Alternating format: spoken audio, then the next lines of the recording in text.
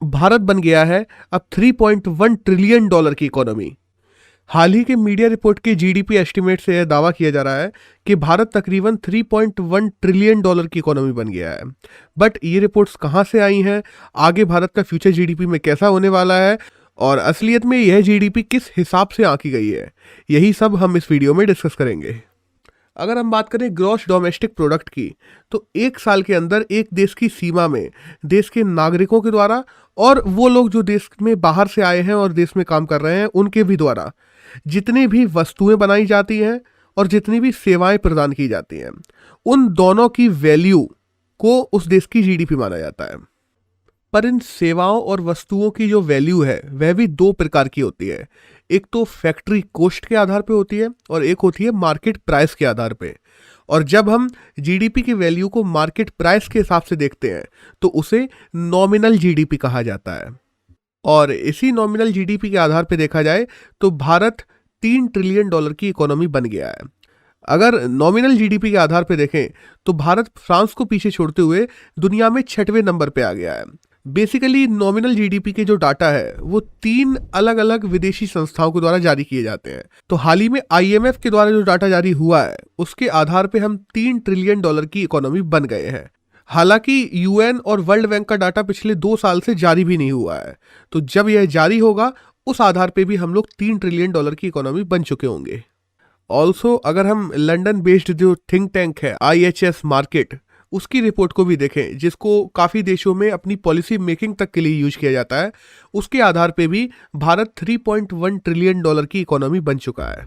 और अगर IHS market की माने तो हम लोग 2030 तक तकरीबन 8.4 ट्रिलियन डॉलर की इकोनॉमी के साथ में दुनिया की 3rd लार्जेस्ट जीडीपी बन जाएंगे, जिसमें हम यूके, जर्मनी, जापान सबको पीछे कर देंगे। और अगर तब कहा जाए तो केवल 2 ही देश हमसे ऊपर रहेंगे, जो कि यूएस और चाइना होंगे। अभी अगर नॉमिनल जीडीपी के हिसाब से देखें तो चाइना तकरीबन 16 ट्रिलियन पे और यूएसए तकरीबन 22 ट्रिलियन डॉलर की इकोनॉमी है।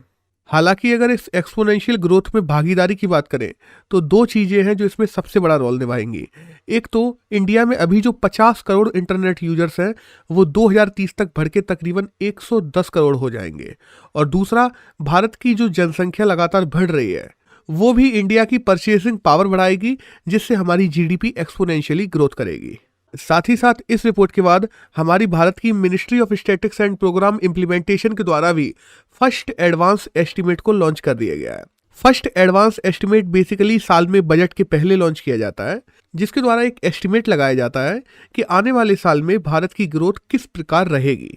और उसके द्वारा भी ये प्रेडिक्ट किया गया है कि आने वाले साल में जो भारत की जीडीपी है वह 9.2% की दर से ग्रोथ करेगी। हालांकि अगर हम फर्स्ट एडवांस एस्टीमेट की बात करें तो यह NSO के द्वारा लॉन्च किया जाता है और यह हर साल 2 भागों में आता है। एक रिपोर्ट तो इसकी 7 जनवरी को आती है और अगली रिपोर्ट 26 फरवरी को आती है। और सरकार जो हर साल बजट लॉन्च करती है उसके लिए कुछ स्पेकुलेशन लगाने में यह रिपोर्ट काफ़ी मदद करती है। बाय द वे अगर बात की जाए तो अगर इंडिया की यह ग्रोथ 9.2% सच में हो जाती है तो यह 1988 और 1989 के बाद दूसरी सबसे फास्टेस्ट ग्रोथ होगी जो इंडिया ने एक फाइनेंशियल ईयर में की होगी। हालांकि इस डाटा में एंड में यह भी लिखा हुआ है कि हो सकता है पेंडेमिक इस पे असर डाल दे। और साथ ही साथ अगर ऐसा होता है तो पर कैपिटा इनकम में भी तकरीबन 16.4% की बढ़ोतरी आएगी, जो कि हम देखते हैं फाइनेंशियल ईयर 21 में 1.46 लाख थी, उससे बढ़ के तकरीबन 1.68 लाख हो जाएगी। पर जब भी हम जीडीपी की बात करते हैं तो उनमें 3 चीज़ें हैं जो मुख्य रोल निभाती हैं। एक तो होता है प्राइवेट कंजप्शन, यानी कि जैसे हम आप लोग कोई भी चीज़ दुकानों से खरीद रहे हैं वो। दूसरा होता है इंडस्ट्रियल इन्वेस्टमेंट, जो कि इन्वेस्टर्स के द्वारा इंडस्ट्रीज में इन्वेस्ट किया जा रहा है। और तीसरा होता है गवर्नमेंट एक्सपेंडिचर।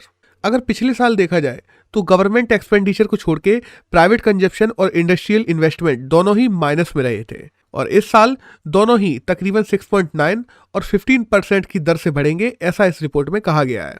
हालांकि अगर हम प्राइवेट कंजप्शन की बात करते हैं तो पिछले कुछ सालों से प्राइवेट कंजप्शन हमारी जीडीपी में लगातार घटा ही है, और यही एक कारण है जिस वजह से हमारी जीडीपी में पिछले कुछ सालों से स्लो डाउन देखा जा रहा है। अब यह प्रिडिक्शन कहाँ तक सही होते हैं और कहाँ तक इंडिया की ग्रोथ इंडिया को लेके जाती है, यह तो आने वाला समय ही बताएगा। तब तक के लिए धन्यवाद।